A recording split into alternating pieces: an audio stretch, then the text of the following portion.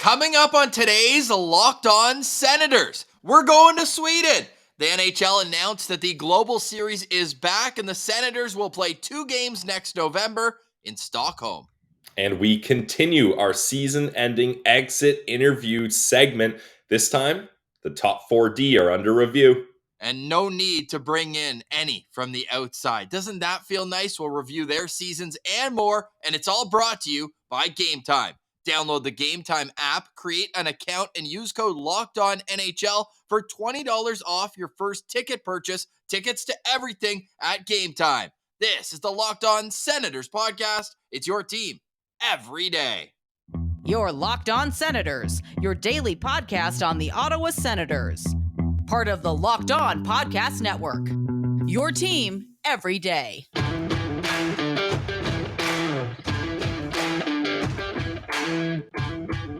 I'm Jake Sanderson, and you're listening to Locked On Senators podcast. I'm Tim Schützle, and you're listening to the Locked On Senators podcast.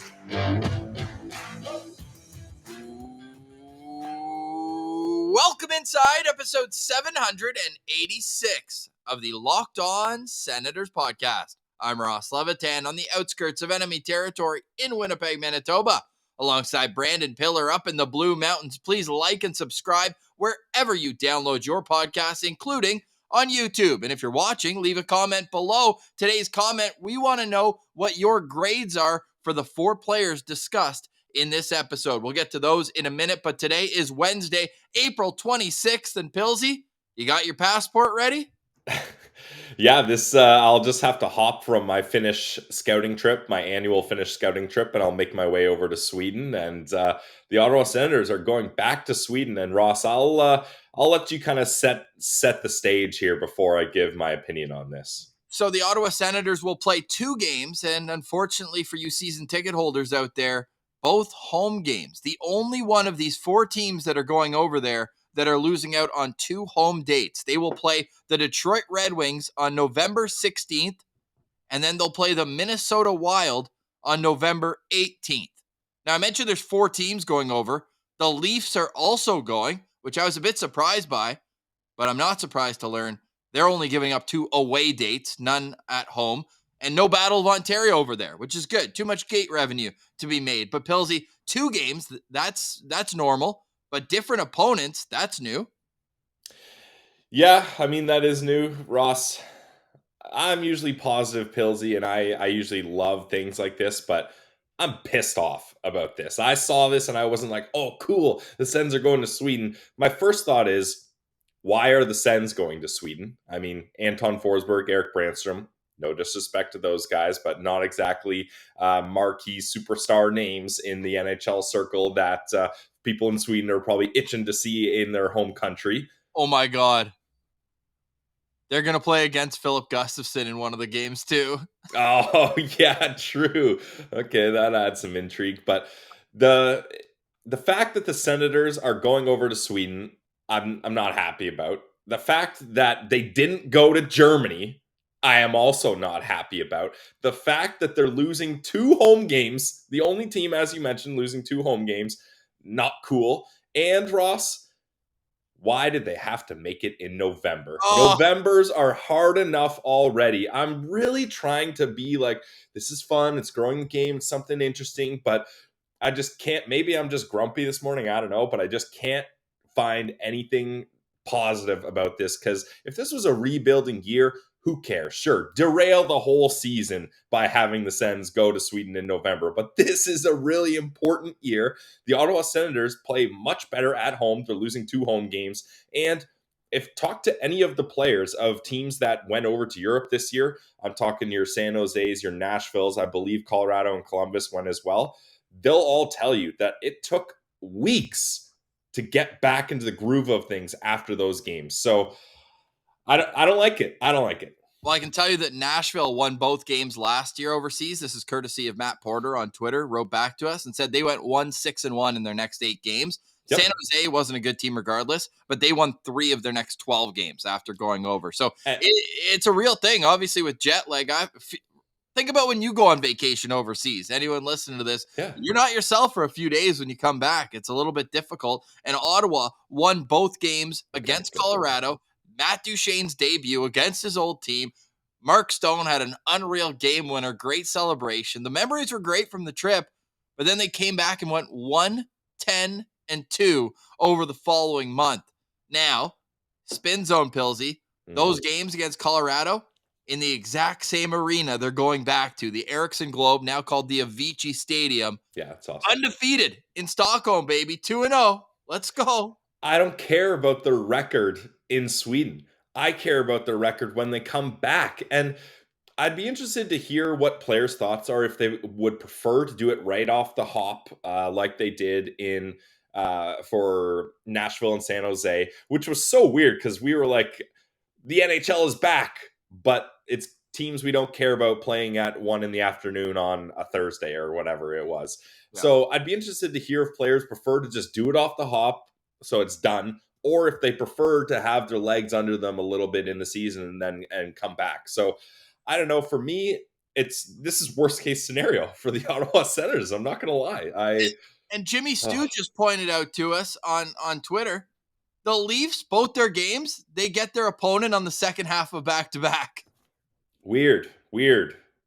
So there is some negotiating that goes in there because the Leafs get both road games, which, I mean, it's a road game for everybody, but they don't lose home dates in North America. Just, yeah, I want to be excited about it, and I looked it up, Pilsy.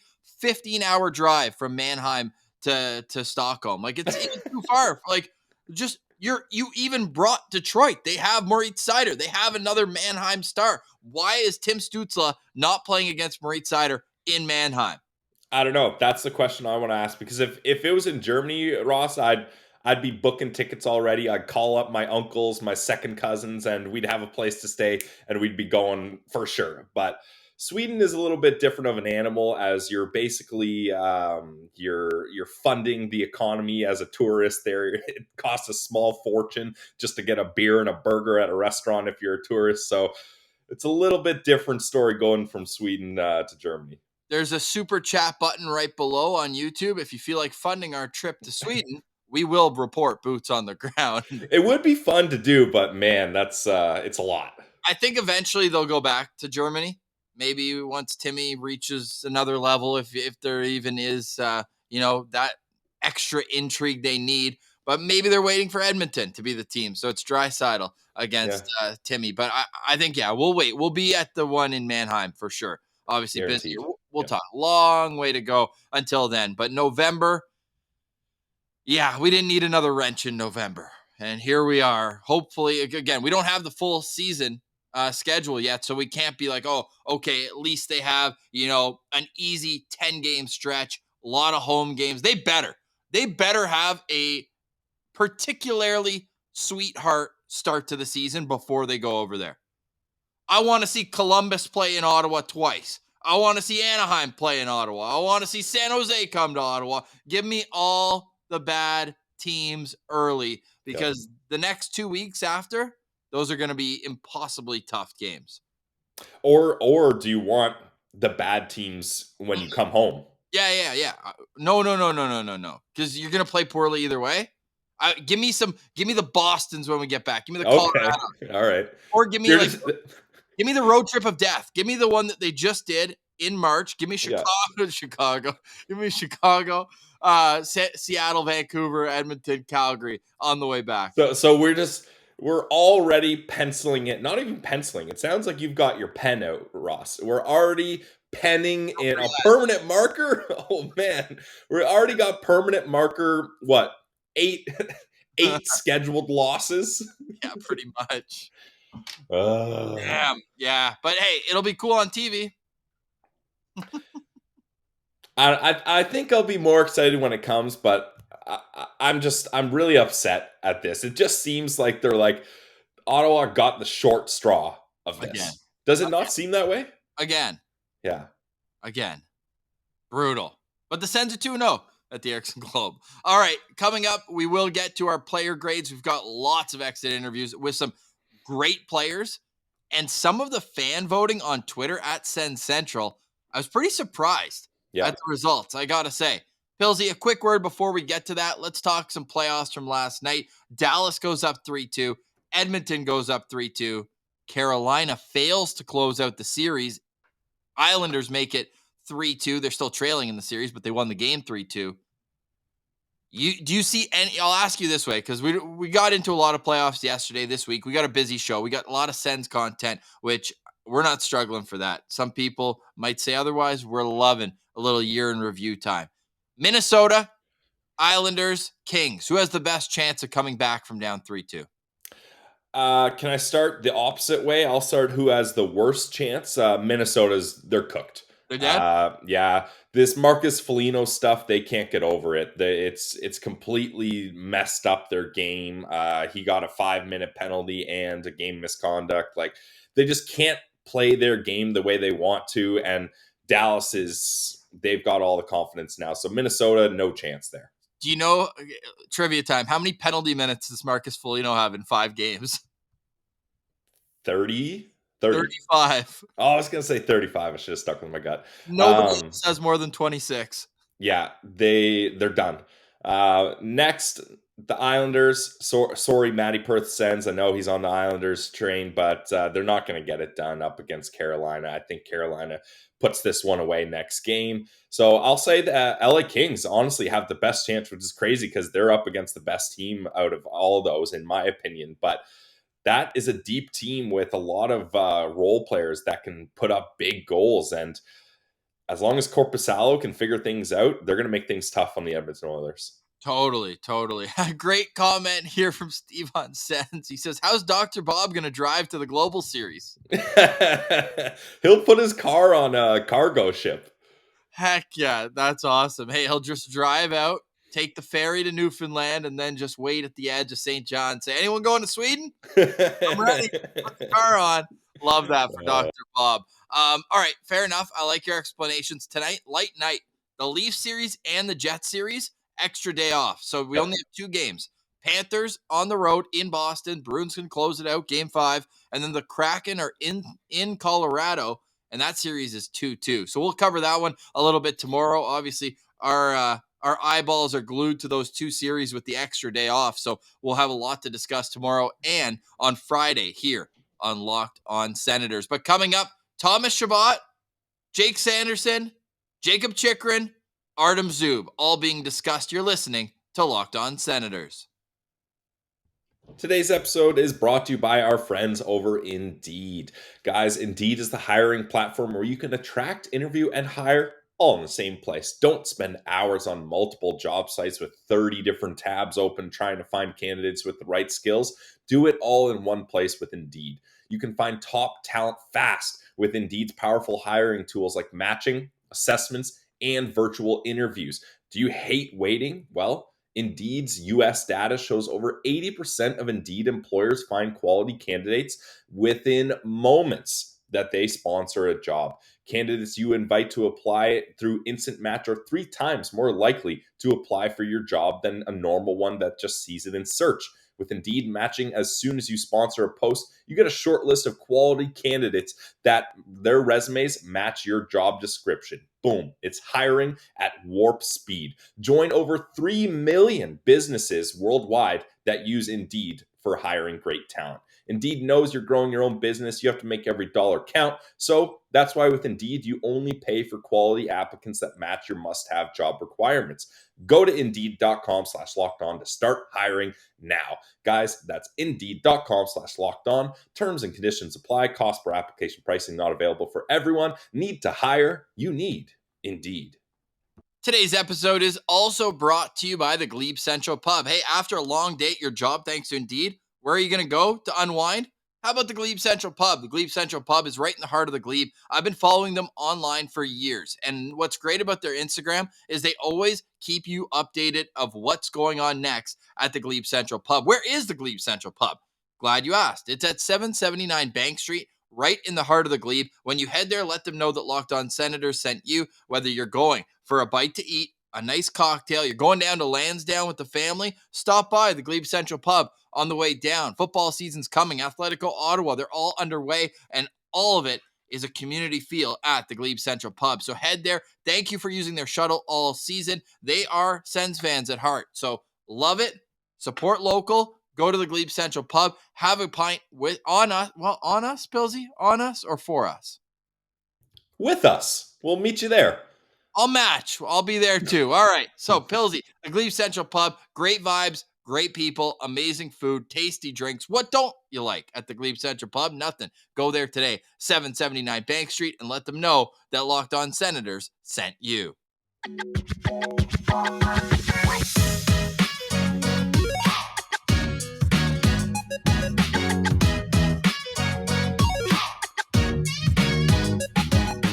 All right, Pillsy. So I think I'm sold on going to this game. These games. I was going to say, yeah. Imagine just going for one.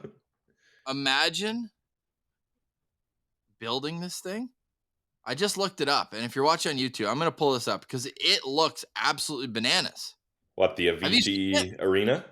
Yeah. Have you seen it? I remember we were super into it when Ottawa went last time. It's a golf ball. It's the largest spherical building on planet Earth. I believe it. I mean, if there's a bigger one, that's wild. Look at that. That's interesting. Yeah, if you're watching on YouTube, it's basically a giant half a golf ball. And look at that. It looks sweet. I'm excited. All right. Okay, enough about that because it's exciting to be a part of, having that global branding. I'm still not on board, Ross. I'm upset. Well, none, because I don't think Derek Brassard will be back. So maybe I could be wrong, but none of the current Senators were on that team. None. Thomas Chabot? No. No, he wasn't there? I don't think. Wait. 2017, 18. I think he got called up right after. He must have been hurt. So he played the first 3 games of the season and then didn't come back up until mid-November during that tailspin afterwards. Oh, damn. Okay, I didn't realize that. Fun fact, thanks for bringing up Thomas Chabot. The one win, remember I said they went 1-10-2 after they came back from that trip? The one win, Thomas Chabot's first NHL goal. Nice. There you go. Full circle against the Islanders. 3 points in the game you have your first goal. Pretty solid. And now I wonder who we're going to talk about, yeah. Thomas Chabot, what an up and down season. Obviously, we hope that he's 100% healthy first and foremost. That did not look like a good hit he took. Just the way he went into the boards, missed the remaining games of the season, and now you're looking at 3 straight seasons where he wasn't able to finish the year. Yep. But a year as a whole, still played 68 games, which is the 3rd most he's ever played in a single season. 11 goals, 30 assists, good for 41 points. How would you assess Thomas Chabot's season? I think I voted. I gave him a C, but I'm inclined to be in the C plus B minus area because I just remember being very frustrated with Thomas Chabot at times. But I think that's one of those things where I just expect him to be at a certain level, and when he wasn't below that level, those games really stuck out to me. But then I started thinking the 41 points. He had some brilliant moments.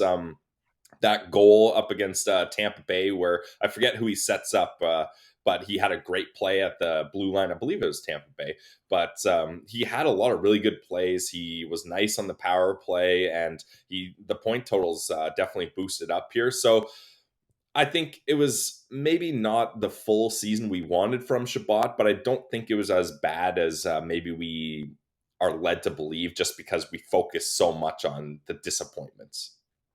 Yes, and that's fair. I think defensively there was a lot to be desired at times where it just felt like they just needed him to take a step in his two-way game a little bit more. Transition game is obviously his bread and butter. Skating the puck out of the zone. Sometimes though, it just felt like you just want to.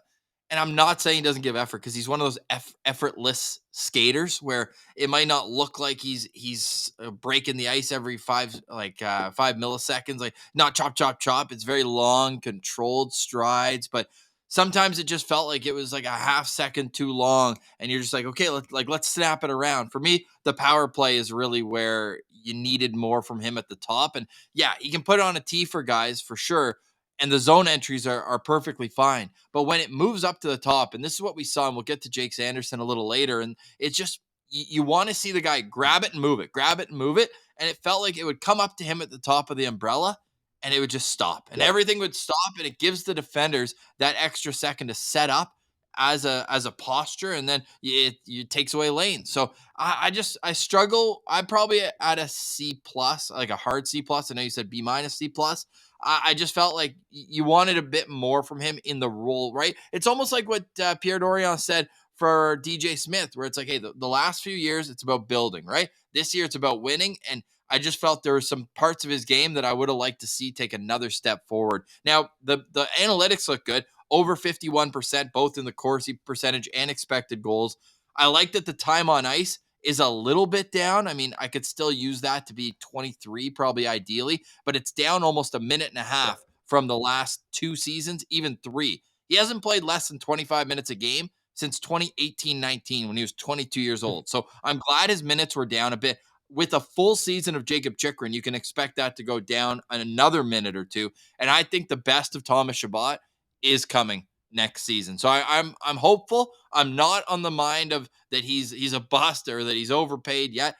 He made $4 million in salary, by the way. Weird anomaly of his contract. But Pillsy, I think next year we're gonna see the real Thomas Chabot. I hope so, at least. Yeah, I mean, especially in a changed role. You mentioned his ice time compared to when Jakob Chychrun arrived.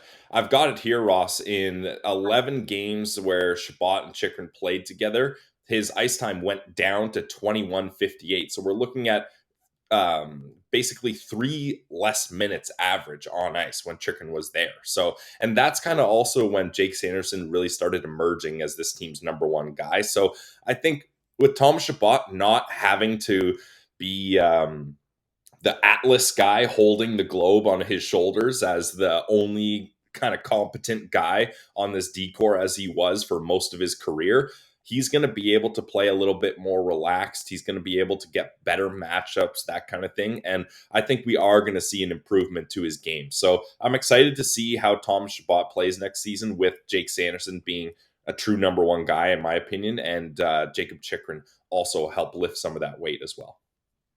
5 years left on his contract for Thomas Chabot at $8 million per season. Thomas Chabot is quickly climbing the leaderboard. So like this, obviously he's the longest serving Senator right now, 381 games played. That's the most of any player on the active roster. Brady Tkachuk, number 2. And then you have to go a long way down to number 3. So obviously he's a guy who brings a ton of talent. And that's why I have a little bit of pushback to people who wrote on Twitter at Sens Central, just saying like, he should be a D or an F. And it's just like, come on, pump the brakes. I know that's versus your expectations, but this is still a top 4 NHL defenseman on any team in the league. Yeah, agreed. And that's the thing. That's why I tried.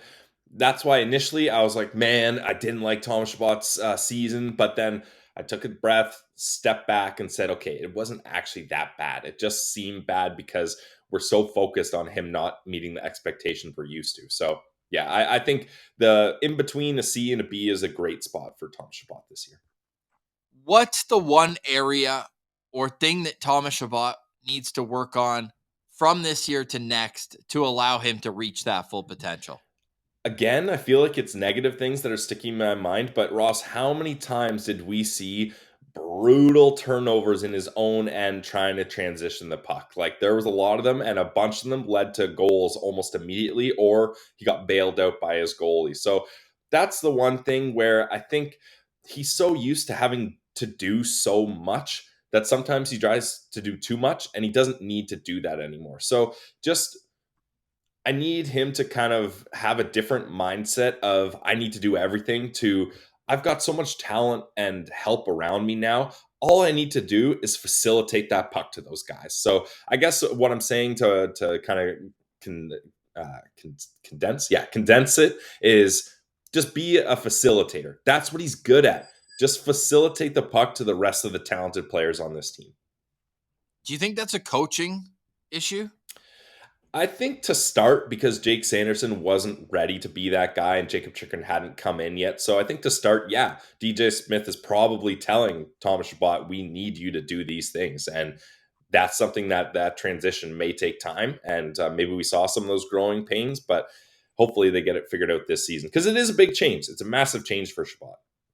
And I'm just looking at the fact that he blocked 30 more shots than he did last year. Yep. And it's just like, that has to be the coach telling him, no, like, you don't just jump that high for no reason when you're playing less. Like To me, that kind of is peculiar. Final question on Thomas Chabot, Pilsy. Who do you start him with at training camp next year? Because this is a guy who's had to carry his partner year over year over year, and now it's going to be his first training camp where he doesn't even have the threat of Nikita Zaitsev being on his pair. The threat of Nikita Zaitsev. Yeah, that's true. I'm looking at Natural Stat Trick right now, and yeah, Thomas Chabot played 256 minutes with Nikita Zaitsev last season, a Corsi 4 percentage of 46. Yeah, Ross, I think I'm with you in this, and I believe you want him playing with Jakob Chychrun, which is where I think that pair should go. And they only played 35 minutes together, but they had a Corsi percentage of 58.33, so much improved. So yeah, I'd like to see a second pair of Thomas Chabot and Jakob Chychrun. Second pair? Mm-hmm. Wow. All right. I like that. Well, last year he played a lot with Artem Zub as well, 468 minutes. Artem Zub was the most common partner for Thomas Chabot. I didn't love them eye test wise. I know the Corsi numbers are okay, but it just felt with the eye test, Chabot and Zub should have worked out. But in my mind, it didn't seem right. It didn't seem like it was working. Coming up, we will discuss Jakob Chychrun, Jake Sanderson, and yes, Artem Zub. That's all coming up. You're listening to Locked On Senators. Today's episode is brought to you by our friends over at Game Time. They're the presenting sponsor of this episode, and it's because they are awesome when it comes to getting last-minute ticket deals. Buying tickets to your favorite events shouldn't be stressful. Game Time is the fast and easy way to go to not just sports guys. You want to go to concerts, you want to go to comedy shows, or maybe check out the theater. You can get all those tickets at Game Time with killer deals on last-minute tickets and their best price guaranteed. Forget planning months in advance. You feel like going to the game tonight? Don't stress. Just use Game Time, and in 2 taps, you can have tickets already in your phone. No need to print out tickets. No need to dig through your email trying to find them. It's easy. And with the Game Time guarantee, you'll always get the best price. If you find tickets in the same section and row for less, Game Time will credit you 110% of the difference. Buy tickets in a matter of seconds. You get images of what your seats looks like, so there's no surprise when you get there and there's a giant pole in front of you and you don't like it. None of that. Snag tickets without the stress with Game Time. Download the Game Time app, create an account, and use code LOCKEDONNHL. You're going to get $20 off your first purchase. Terms apply. Again, guys, create an account, redeem code LOCKEDONNHL for $20 off. Download Game Time today. Last minute tickets, lowest price guaranteed.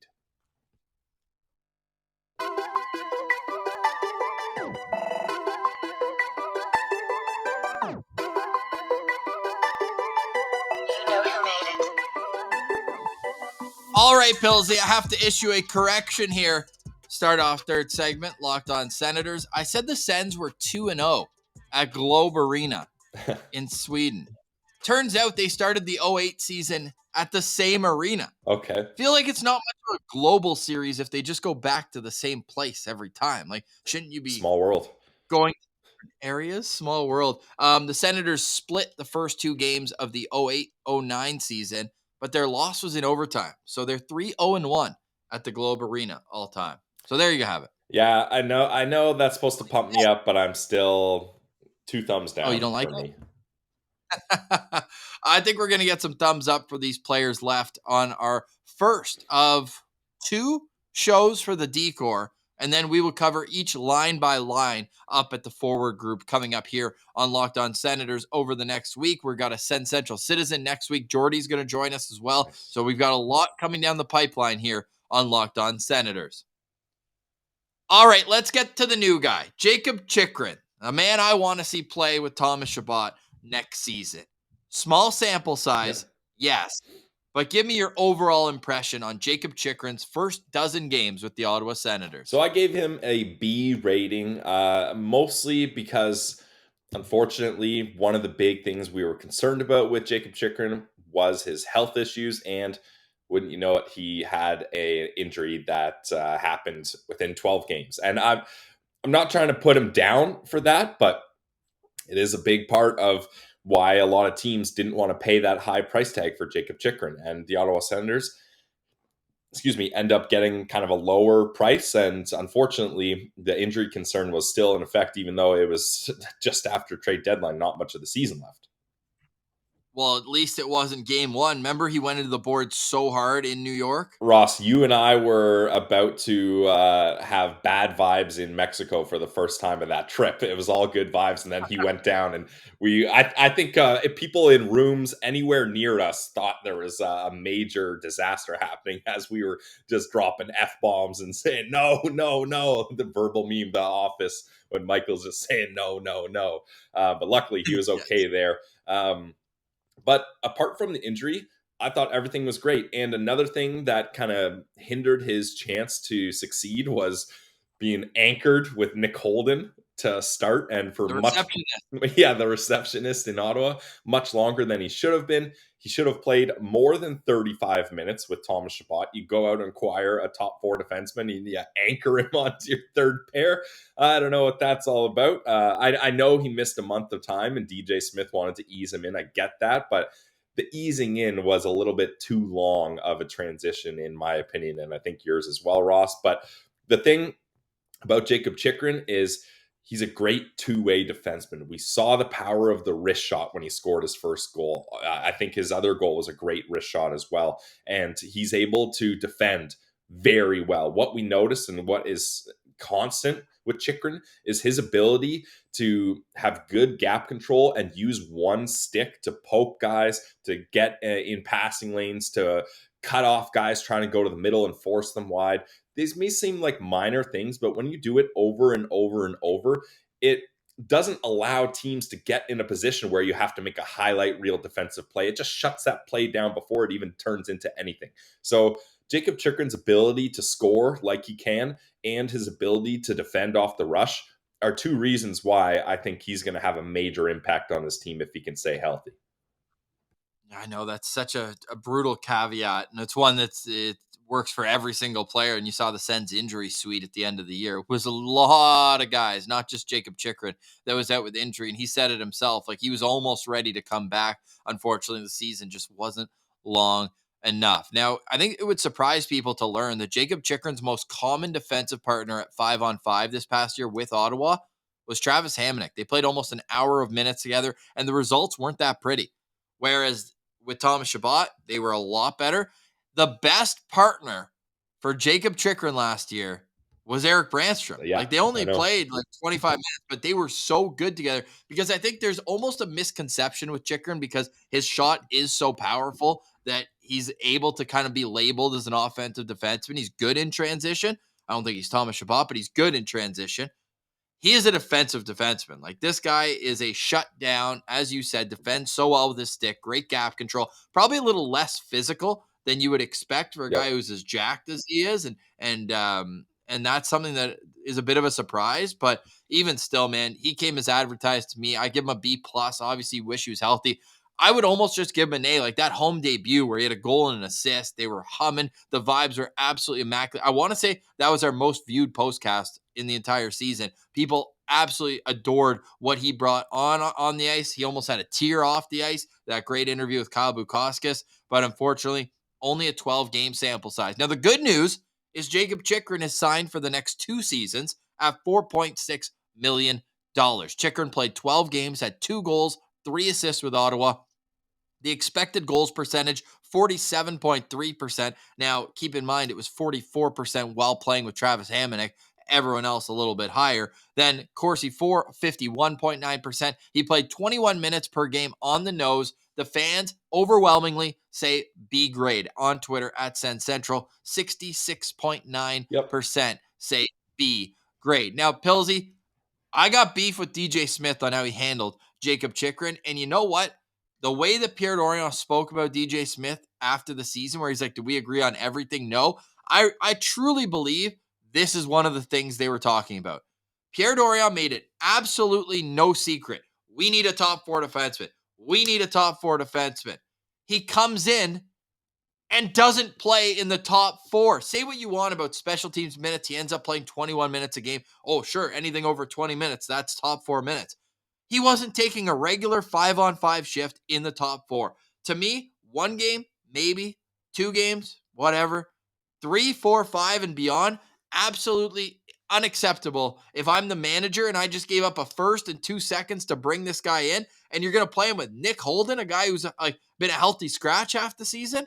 I don't know. I think that was overthinking it rather than just being like, he's a hockey player. He's played in the top 4 his entire life since he was 6 years old. Maybe I should just keep him in the top 4 and put him with my other best players. Yep, I'm not going to argue much on that. I think I was more lenient to easing him in just because he hadn't played in over a month.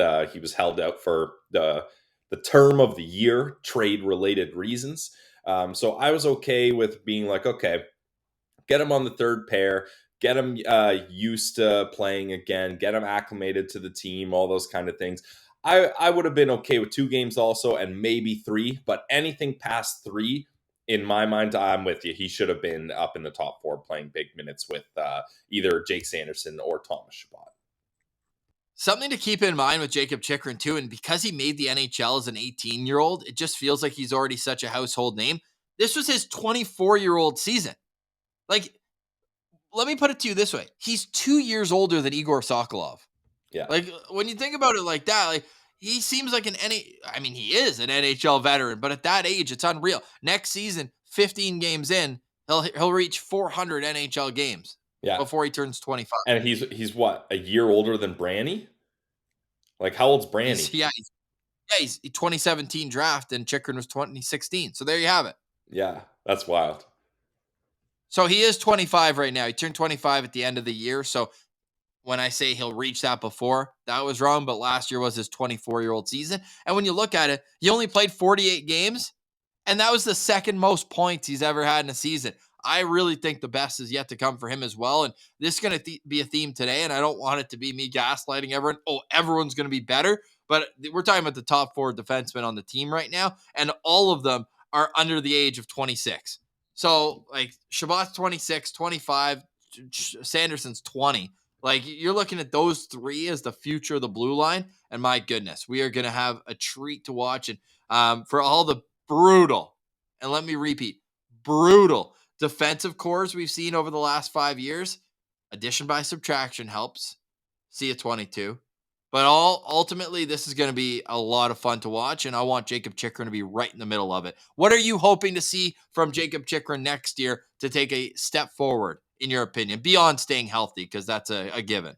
That was my big thing, staying healthy. Honestly, I want to see him just really help out this decor like that. Like, he's the ultimate guy. Like, even with Jake Sanderson, Artem Zub, and Thomas Chabot, it wasn't complete, and that's no knock on them. They needed one more guy. It was obvious, like you mentioned, Dorian made it very clear, and then they got him. So I just need him to stay healthy. I know you didn't want me to say that, but that is the biggest thing. And this is a guy that can score goals. If you look at teams that are having success in the NHL playoffs, a lot of their offense comes from the blue line. And that's something I think the Ottawa Senators really struggled with, is getting offense from your blue line. I think he's going to be a big part of that. And I know you mentioned he's a defensive defenseman in certain aspects, but I really see, maybe transitionally, he's not that offensive guy you want, like you said, but when they're in the O zone, especially on the power play, I want to see them utilize his shot, because we saw it firsthand. It's incredible. So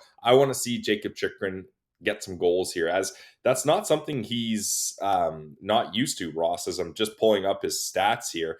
He had 18 goals in 2020, 2021. So that was the most of any defenseman in the league. Yeah, he can do it. So I'm stoked for that.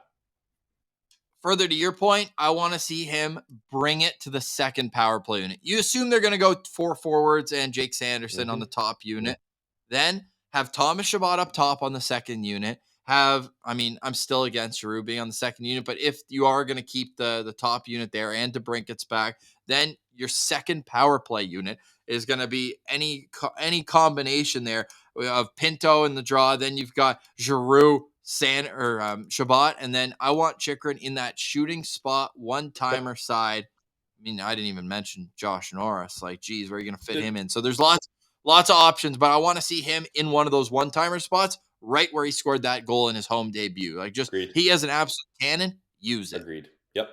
So lots of intrigue coming to the power play units next year. We'll have plenty of time to get into that. But Jakob Chychrun, the fans say B.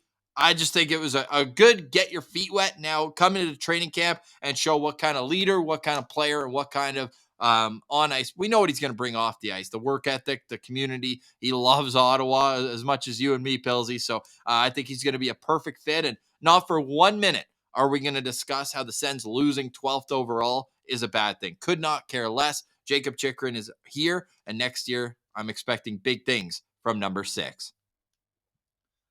All right, Pillsy, let's save the best for last, okay?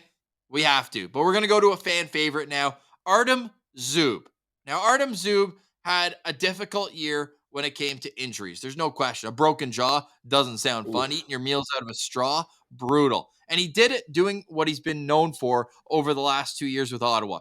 Eating pucks, being physical, being a solid defenseman. But in that case, yeah, it cost him a lot of momentum building in his season. Now, Artem Zub overall played 53 games last year, had 3 goals, 7 assists, good for 10 points. The Corsi numbers, always good for Artem Zub, 52.1%. The expected goals percentage, pretty low, 47.3%. He averaged 20 minutes and 15 seconds. And Pillsy, most notably, last fall, he signed a 4-year extension at $4.6 million. So Artem Zub this past year was only making 2.5. So I think it's important to keep into account when you're thinking expectations. It's like, oh, he's a top 4D. He needs to be better. Well, hey, he was kind of being paid like a third pair guy. So are you asking a little much of a guy with not a whole lot of NHL experience?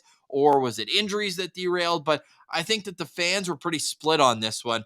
48.8% of the fans at Sens Central on Twitter gave him a B grade, but 44% gave him a C. So he's right in the middle there, Pillsy. How would you assess last season for Artem Zub? I've got Zub rated as a C, just because he wasn't that stable, steady guy that we're so used to and that we grew to love this season. And 100% breaking his jaw had something to do with that. Now, I know people are like, well, you don't skate with your jaw. What's that all about? I think it's more a mental aspect, right? Like you're timid, your mouth hurts, you can't eat properly. I'm sure you can't sleep properly. Like I've never broken my jaw, and I'm also not a doctor if you're wondering that, but I got to imagine breaking your jaw just on a day-to-day standard throws everything off. So I'm giving him a lot of leniency, but I think a C grade is fair just because he wasn't able to do what he usually did. Like Artem Zub was that guy when this team had a horrible defenseman. Anybody that played with them seemed to have their game elevated. That wasn't the case this year. And when you look at before the injury, 2 goals, 2 assists, 15 shots on goal, and 10 penalty minutes in 14 games before the injury. That was almost half his points through the first 14 games of the season, right? It really felt like it kind of made him a more passive defenseman. And that wasn't the only injury, right? He had a lower body injury that kept him out for almost a month. It was like mid-January, all the way through until the end of the All-Star break. He came back against the Edmonton game. Ironically, that's when Forsberg went down. And then he's defending and trying to be a shutdown defenseman with rookie goalies. And that's got to weigh into your mindset to an extent where it's like, hey, I got to help this guy out as much as possible. I got to. And then maybe that's why he kind of like retracted into a shell of like, because there is some offense with Artem Zub.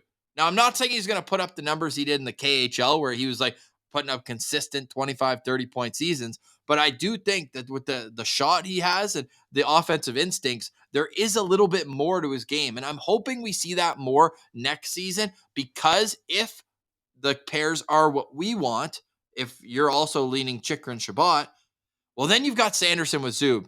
And we know that Sanderson is defensively responsible as well. Not saying that takes away from his offense. We'll get to Sandy. We will. But I think that with Zub playing with whether it's Chabot or whether it's Branny for a bit of last season, he's had to be the defensive conscious on that line. And I think whether it's Chychrun or Sanderson, if it's one of those two guys, all of a sudden he's not going to be looking to his left and be like, where's Chabot? Like, is he up? Is he side? He'll be able to kind of use that and be like, all right, well, now I can elevate my offensive game. So my goal for Artem Zub next season, not only, of course, stay healthy, but I'm circling like 20 points. I want to see him get 20 points next season and show a little bit more offense and confidence with the puck. Yep, and that's fair. And I think him and Sanderson will make a really nice pair.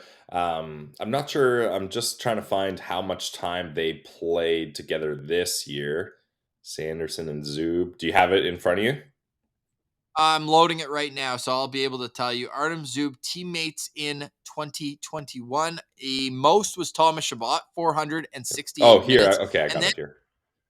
yeah, you got to go all the way down to 200. So he played double the amount of time with Thomas Chabot than he did with Jake Sanderson, who was the next most common partner. Yeah, so Sanderson and Zub played 239 minutes. Decent numbers, a Corsi 4 of 50.34. So that's right where you want to see. And I just think the reason, Ross, and you kind of raised your eyebrows at this, that the reason I have Sanderson and Zub as that top pair is they're going to be able to shut down opponents' top lines. And not only shut them down, but you mentioned you want to see more offense from Zub, and Jake Sanderson is a great player in transition. So I think they're going to be able to get through those top lineups offensively as well. So I just think it makes so much sense. Jake Sanderson is ready to be a leader and on ice time as far as I'm concerned.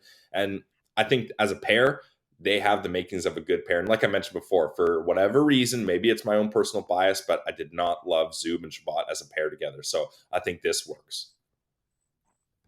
How confident are you with that top four going into next season? Very.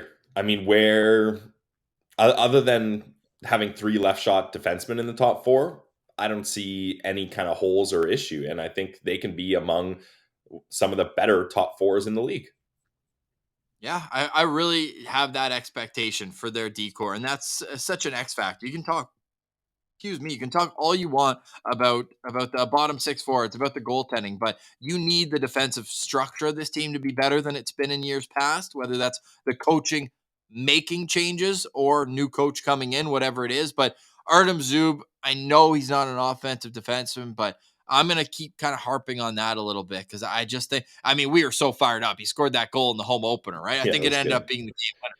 Like I want to see a few more Zub moments from last season to this year. But this is a guy who, I mean, now like he's an NHL. He's played 181 NHL games. He's got good results on bad teams over that. And he had 22 points last year, Pilsy. So when I say I want to see 20 again next year, I don't think I'm asking for him to like take 3 steps forward. I think just being the steady guy that he's been in years past, I'm confident that he'll be able to bounce back after last season. Yeah, exactly. So with a full season and hopefully not another broken jaw, I think things are looking good for Zub. All right, now Jake Sanderson. What Woo! a year for the 20-year-old Montana native. The first player to play in the NHL, born and raised in Montana. And my God, it's going to be big shoes to fill for the second guy because what a debut for Jake Sanderson. His rookie season saw him play 77 out of the 82 games. He had 4 goals, 28 assists, good for 32 points, second most among rookie defensemen, an expected goals percentage of 50.6, a Corsi percentage of 51.7. And Pilsy, this is the number that jumps off the page. Played 21.55 per game, more and more and more as the season developed. That's what impressed me the most is as other guys were going out of the lineup, we saw Chabot, then Chychrun, Zub's in and out. He's playing as the number 1 defenseman on a National Hockey League team at age 20, and he made it look so easy. Yeah, he made it look very easy. And Ross, I can't believe how low this fan grade percentage is at for an A rating. 87.1%. What I would love to hear people's arguments for why he doesn't deserve an A. He's an A in my book, maybe even an A plus, honestly. Like this guy was truly incredible. And Ross, he had to take over as a number 1 guy because Chabot and Chychrun were hurt at the end of the year, and he had a lot of responsibility in this franchise's, it's sad to say, but that stretch at the end of this year was the franchise's most important stretch in the last 6 years. And he was relied upon as the number 1 guy in that stretch of the last 10 games, Ross. He averaged 26 minutes and 22 seconds of ice time. He took over the spot as the number 1 guy on the power play. He was up against all other teams' top matchups. Like, it's insane what this kid was able to do. So We knew he was going to be good. We knew he was going to be great even, but I didn't think he was going to be able to pull that off this quickly. Amazing. And Pilsy, so funny. Tychos, shout out to Tychos on Twitter. Great reply. One vote, I want to say, because it's 0.1% voted D for his grade, ABCD. And they said that D has to be for defense. Gotta be. Yeah, that's it. Because, my God, what a season for Jake Sanderson. Just go to the stats page on NHL.com and pull up defenseman or rookie defenseman, and it's literally him and Owen Power. Now, if you even want to expand it further, you can just look at all rookies, defenseman, forward, doesn't matter. He's right up there in the mix. Like, he was still... and you talk, he's tied for 10th in points, and everyone's looking at, JJ Peterka, this offensive weapon that the Buffalo Sabres got. Man, I wish Ottawa had JJ Peterka. Jake Sanderson had the same amount of points as him this year. So you're looking at a guy who offensively isn't even scratching the surface of what he's going to be. Even when he was drafted, all the scouts, even the ones that were high on him, were like, hey, even if he's a 30 to 40 point defenseman, he will bring so much value. I wouldn't put past him to be a 60-point guy, the way that this guy is playing. And we know that like points and scoring is going up. It's not the 60-point defenseman back when Carl was barely sniffing 70 and that sort of thing. But my God, the way that he controls the poise and play of the game in his own zone. And there was one defensive metric, Pilsy, that you said he's head and shoulders above everyone else. And I think this is going to be eye-opening for people. Yeah, it's not what I thought it would be, Ross, but it's block shots. Jake Sanderson, rather. He is an absolute dog out there blocking shots. He had 147 block shots. Among rookies, the next closest was Jordan Harris with 98. And if you're just looking at the Ottawa Senators, he was a leader on the Sens as well. So Jake Sanderson, this guy gets it done in all aspects of the game. Pilsy, I'll take you a step further on that as well. This guy was in the top 25 in the National Hockey League in block shots. Yeah, incredible.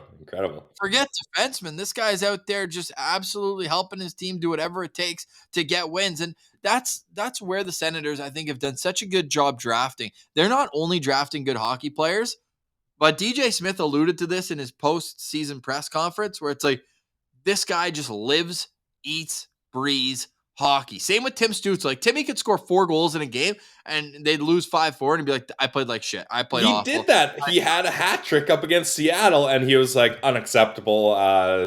We got to be better. Awful. Yeah, exactly. No, he's like, I was awful. Yeah. It's like, Timmy, you were pretty good. But Jake Sanderson's built the same way. DJ says he doesn't drink. We know he's got his smoothies in the morning every day. He's in bed at 9 p.m. Sleep schedule, yep. This guy gets it, and he is going to be a leader for a long time for the Ottawa Senators. I'm talking a guy who you're going to look at when you play the Senators, and Meth always talks about this, how the opponent always looks at the game sheet, and he's going to be a guy that's circled twice and saying, how are we going to contain Jake Sanderson, and how are we going to be aware that he's on the ice to dump it in the other corner every time? Because he's a one-man breakout. This guy, how many times did he just get the puck in his own zone, shake, shimmy, and he's out of the zone? It's ridiculous. I don't want to throw any crazy comparables. We've done it in the past. Like, it's just, he's going to become one of the league's best defensemen. I'm confident in saying that. Yep, you won't see any pushback from me on that. And the thing too is, Ross, we talked about Thomas Chabot on the power play. Thomas Chabot cannot do what Jake Sanderson does. Jake Sanderson enters the zone with so much more ease. He doesn't rely on that drop pass thing. God, I was getting sick of that drop pass from Chabot. And when he's in the offensive zone, he keeps it moving. He doesn't slow things down. He doesn't allow everyone to get back in position. He's keeping it moving, and he's able to get pucks on net to create chaos for guys like Brady in front. He's able to get tips and deflections. He's able to get better angles, paint the line with the puck and get a better angle to either pass it off or get a shot or create open space for teammates on the other side. What he's been able to do on the power play, honestly, is what's impressed me most about Sanderson, because all we heard is, yeah, he's a great skater and he's going to be good defensively, but don't get excited about the offense. There's dry offense with Sanderson. Nope, wrong. So wrong. And I think my favorite part, just to pick up on what you're talking about, the power play, he's always moving his shoulders. Like, and that pivots his whole upper body and changes the angle. Like, he'll get the puck, he'll pull it one way and either snap it back or pivot with his feet and move it. Like the footwork and the shoulders and everything he's doing at the top of the umbrella. Like, get the Sharpie out again. This guy, PP1 quarterback to start next season. Like, you have great top four defensemen. We discussed Jakob Chychrun and Thomas Chabot. These guys have both been number one defensemen on power plays for years, but like, you can't take Jake Sanderson off it. He's too talented.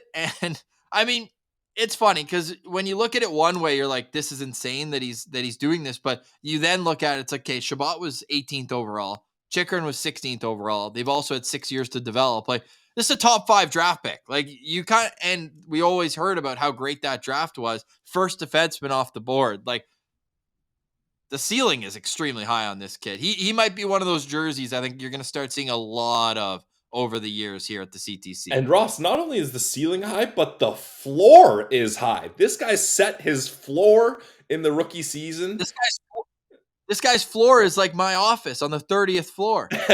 Yeah, he's got a great view of Winnipeg from his floor. Or Montana. I mean, geez, Whitefish. I've heard that's a beautiful town, by the way. It's like a southern neighborhood of Calgary, though. Apparently, it's like everyone from Calgary just goes down. Oh, He's one of them.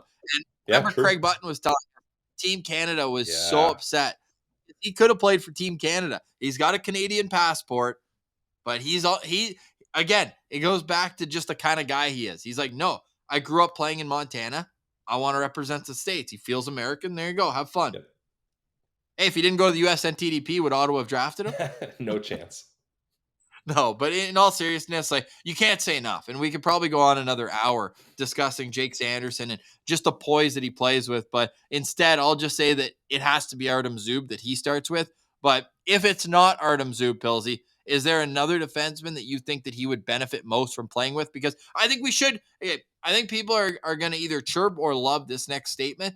But I think we do have to give a little bit of credit to Travis Hamonic for being that presence. Because I think Jake Sanderson, if he was listening to this right now, he'd be like, guys, you have to mention Travis Hamonic and how he helped me, I'm sure off the ice as well, getting used to being an NHLer every day.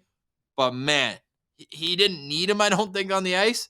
But I'm sure that he appreciated having a veteran guy to look out for him for his rookie season. Absolutely. I mean, Ross, the number one time on ice pair, and it's not even close, is Travis Hamonic and Jake Sanderson with 749 minutes played. The next closest is Chabot and Zub with 468. So that was something that worked. Now you mentioned, would I like to see him play with someone else?